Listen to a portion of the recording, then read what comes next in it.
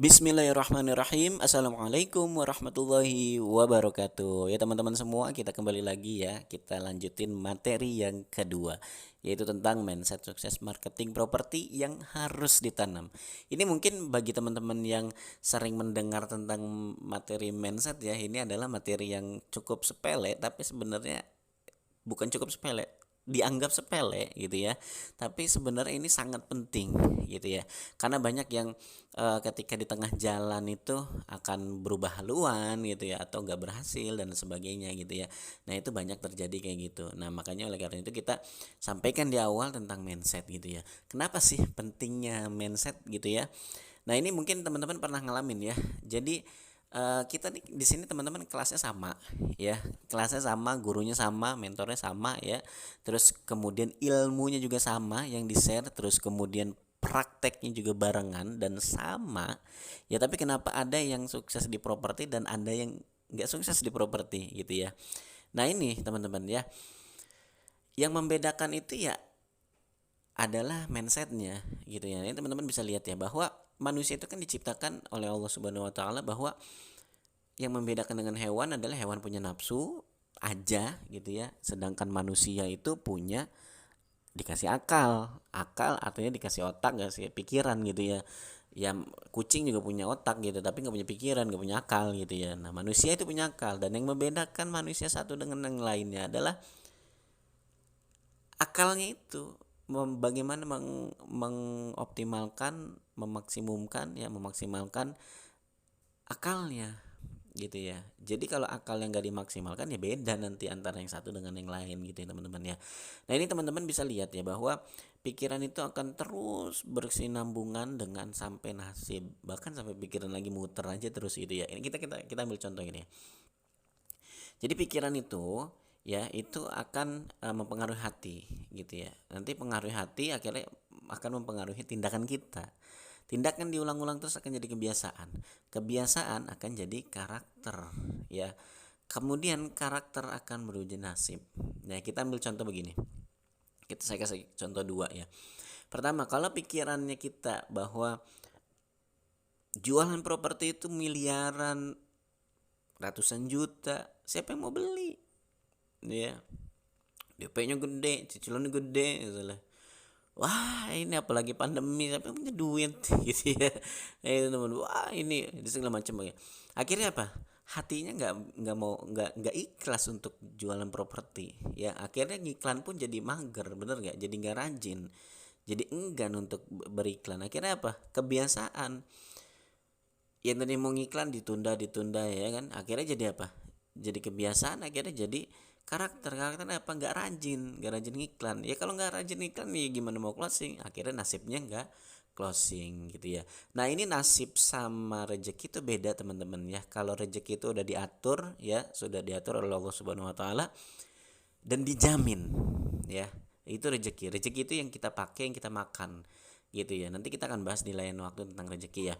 Tapi intinya adalah rezeki dan nasib tuh beda. Jadi jangan salahin, ya udah emang rezekinya dah. Jangan kayak gitu. Karena beda sama nasib. Kalau nasib tergantung ikhtiar kita. Gitu, karena Allah tidak akan mengubah nasib suatu kaum kecuali kaumnya itu yang mengubahnya gitu ya. Artinya apa? Allah nggak akan mengubah nasib kita. Allah nggak akan mengubah nasib suatu kaum gitu ya, kecuali kitanya juga yang ikut ngubah gitu ya. Bukannya Allah nggak bisa, tapi Allah pengen tahu lu ikhtiarnya apa. Ya enak aja gua, ibaratnya gini ya, enak aja lu gua bantuin, masa lu kagak mau ngapa-ngapain gitu ya. Nggak adil dong gitu kan. Ini adilnya Allah, lu kalau mau berubah ya berubah, ubah sendiri gitu ya. Nanti Allah yang ubah, jadi lu ikhtiar dulu, buktiin. Nah itu ya beda teman-teman ya. Jadi jangan jangan apa namanya, nggak closing ya emang rezekinya. Nggak bisa gitu teman-teman ya, bukan rezekinya, tapi itu masalah, persoalan tentang nasib. Nah nasib itu bermula dari pikiran gitu ya. Tadi ya contoh ya, kalau pikirannya ya udah apa namanya, jual properti emang nggak gampang, akhirnya ya nggak closing. Tapi beda kalau kita ubah. Coba dilihat itu developer ada yang unitnya miliaran, puluhan miliar, sold out puluhan unit ya, belasan unit, puluhan unit masa pandemi ya. Ini kita ngubah mindset nih ya kan. Ada developer kafling yang ratusan unit itu terjual habis, sold out dalam 2 pekan, 2 minggu, gitu ya. Kok bisa, gitu ya. Terus ada yang bahkan dia orang-orang pada di PHK, dia resign, gitu ya.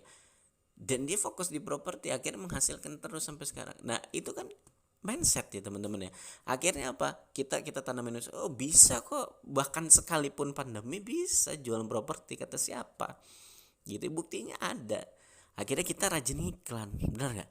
Ketika kita tindak, hati kita tenang gitu ya, pikiran tadi tenang bahwa oh bisa gitu ya, oh bisa. Terus akhirnya tindakan, hati kita jadi yakin, optimis gitu ya. Akhirnya apa, tindakan kita juga sama. Akhirnya rajin iklan, akhirnya apa, jadi kebiasaan kita rajin. Akhirnya karakternya jadi rajin, ya nasibnya tentunya kalau rajin iklan ya pasti closing gitu ya. Kalau ngiklannya benar, apa namanya, jalur langitnya benar, ngiklannya juga benar ya, nah itu pastinya gak mungkin gak closing gitu ya.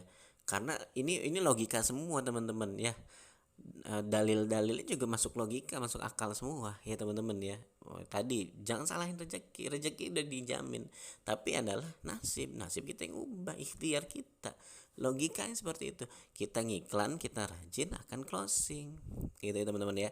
Jadi apa namanya, diubah pikirannya. Nah, paham ya teman-teman ya. Nah kalau ada yang pikiran akhirnya nyerah, ya nyerah, nggak closing sampai sekarang gitu ya. Ada yang rajin, wow pikirannya, ya itu yang closing gitu teman-teman ya. Logika semua ini teman-teman. Nanti beda lagi nanti dengan pembahasan jalur langit itu bagian hati ya, bagian kolbu ya, manajemen kolbu. Nanti kita bahas di materi berikutnya. Tapi di sini adalah mindsetnya dulu gitu ya, mindsetnya dulu, pikirannya dulu dibenerin. Karena manusia itu disuruh ikro, baca. Artinya apa? Pakai akal, baca kan pakai akal. Kucing nggak bisa baca, bener nggak? Kucing nggak bisa baca karena punya akal, gitu teman-teman ya. Manusia bisa baca, suruh ikro, baca karena punya akal, gitu. Jadi masuk logika semua ya teman-teman ya. Nah ini teman-teman, mungkin yang SD-nya atau dulu SMP ya pernah belajar tentang otak ya. Otak itu ada otak sadar, ada otak tak sadar. Otak sadar tuh kita makan, minum, apa namanya, belajar, ngomong gitu ya. Nah, itu adalah otak sadar kerjaannya. Ada otak tak sadar. Otak tak sadar tuh kayak jantung ya, denyut jantung, paru-paru, pernapasan ya, lambung dan sebagainya. Itu kerjaannya otak tak sadar gitu ya, teman-teman. Ketika otak itu ada otak tak sadar dan otak sadar, maka artinya pikirannya pun ada pikiran sadar, ada pikiran tak sadar alias bawah sadar gitu ya, teman-teman ya. Dan penelitian bahwa semua aktivitas manusia itu 80% sampai 90% itu dikuasain oleh pikiran tak sadar atau pikiran bawah sadar. Kita bisa ngitung nih teman-teman. Ini kita masuk akal nih logikanya ya. Teman-teman kalau makan berapa hari sekali? 3 hari sekali misalnya ya, atau 5 hari, 3 kali sehari gitu ya, atau apa namanya, 5 kali sehari gitu misalnya. Bisa dihitung bekerja berapa jam ya, terus kemudian tidur berapa kali ya kan, terus kemudian jogging berapa kali gitu ya, terus nonton TV atau main HP berapa jam gitu ya, itu bisa kita hitung, benar nggak? Nah sekarang pertanyaannya, kalau kerjaannya si otak tak sadar, berapa kali, berapa banyak dia kerja, coba bisa hitung nggak? Berapa dari denyut jantung aja kita bisa ngitung nggak berapa kali dalam sehari? Nggak bisa dihitung ya teman-teman, nggak bisa ngitung ya.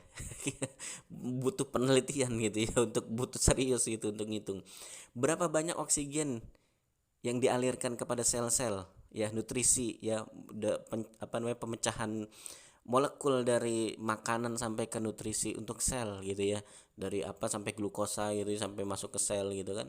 Ada nggak gitu kita ngitung berapa banyak kerjanya, dihitung per jam? Nggak bisa kan gitu ya. Artinya apa, bahwa bahkan sampai kita tidur pun, tidur kita ngitung sekali ya kan, tapi kan kerjanya jantung kita ketika kita tidur dia tetap kerja, bisa dihitung nggak gitu ya. Artinya apa, benar penelitian itu 80% sampai 90% bahwa kegiatan manusia itu dikuasain oleh otak atau pikiran tak sadar. Nah ini kita kasih contoh ini, pikiran bawah sadar tuh kayak gini. Bisa kita datang ke sebuah pesta atau kondangan ya. Apakah kita merencanakan itu? Merencanakan kita nanti mau ketemu siapa, nanti kita mau ekspresinya seperti apa? Apa kita ngerencanain? Enggak, tentunya ya. Kita nggak ngerencanain kita mau ekspresinya cemberut aja gitu ya, atau kita mau ekspresinya senyum aja cengar-cengir gitu ya. Nggak direncanain dulu nggak. Ketika kita masuk pintu masuknya kondangan atau hajatan itu, apakah kita merencanakan, "Woi bro, lu apa kabar? Lu jarang kelihatan, sombong banget lu," misalnya gitu ya. Apa kita merencanakan itu? Kan enggak gitu ya. Atau ada yang masuk ke pintu masuk itu celengak-celinguk cari siapa yang dikenalin, bener ya? Ada kayak gitu ya. Nah, mungkin teman-teman ada yang tadi wah bro gitu ya, ada yang celengak-celinguk, ada yang diem dulu gitu, ada yang sok cool gitu ya, ada yang kelihatan berwibawa gitu ya, ada yang merasa diperhatiin banyak orang gitu ya, macam-macam ya, apa namanya, pikiran kita, benar gak, ketika masuk ke dalam sebuah acara. Ada yang merasa apa namanya, kok gue nggak diperhatiin gitu ya, nah, macam-macam gitu ya. Nah itu kira-kira siapa yang kerja? Tentunya pikiran bawah sadar kita gitu ya teman-teman ya. Jadi yang sifatnya mungkin yang di pikiran bawah sadar dia adalah apa namanya, woi bro gitu kan. Nah itu kan jadi karakter dia. Karakter dia apa? Ya itu tuh humble misalnya gitu ya. Apa namanya, gampang bergaul sama orang. Ada juga yang celingak-celinguk ya, malu-malu mesem-mesem gitu ya. Itu ya emang karakter dia dari hasil produk dari pikiran, benar nggak? Ada yang merasa merasa diperhatikan sebagai orang yang berwibawa misalnya, atau seperti apa. Nah itu hasil produk pikiran dia juga, benar gak? Dia berwibawa cool gitu misalnya, atau merasa pengen diperhatiin atau gimana gitu ya, menjadi sorotan bahwa dia tuh paling wah gitu kan. Itu produk dari pikiran dia juga gitu teman-teman ya.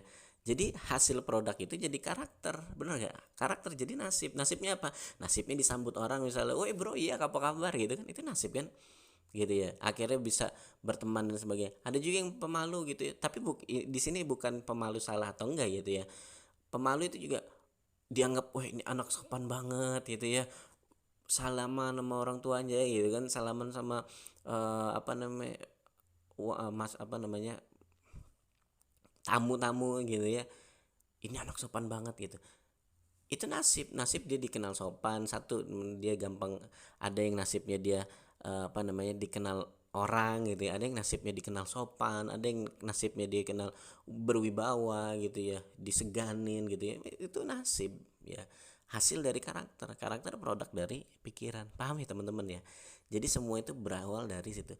Nah pikiran sadar kita itu akan menerima banyak informasi ya, sedangkan pikiran bawah sadar kita itu yang akan, itu difilter aja, nanti di tengah-tengah itu ada filteran ya. Nah nanti di situ yang akan menentukan adalah di pikiran bawah sadar kita gitu ya teman-teman ya. Jadi ini penting banget gitu, sepele kelihatannya tapi ini berdampak sangat besar gitu teman-teman. Termasuk teman-teman yang mungkin baru di properti atau sudah lama bergabung di properti cukup, terus kemudian vakum dan ya macam-macam lah ya. Nah, ini perlu kalau pengen sukses di properti dimanapun sebenarnya, mau bidang apapun, mau bidang kuliner, mau bidang konstruksi, bidang properti, bidang fashion dan sebagainya, semua apapun itu tentu kalau mindsetnya sama ya hasilnya akan sama gitu. Tapi kalau mindsetnya beda ya hasilnya akan wah gitu teman-teman ya. Nah itu, jadi itu dulu ya, nanti kita lanjut lagi di part yang kedua.